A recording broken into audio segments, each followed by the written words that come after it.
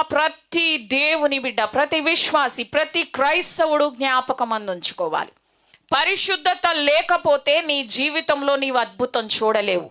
నిన్ను నీవు పరిశుద్ధపరుచుకోకపోతే ఏ వాగ్దానాన్ని స్వతంత్రించుకోలేవు. నిన్ను నీవు పరిశుద్ధపరుచుకోకపోతే నీవు ఆ వాగ్దాన దేశంలో అడుగు పెట్టలేవు. ఆయన నీ కొరకు సిద్ధపరిచిన స్వాస్థ్యాన్ని నీవు పొందలేవు, అనుభవించలేవు.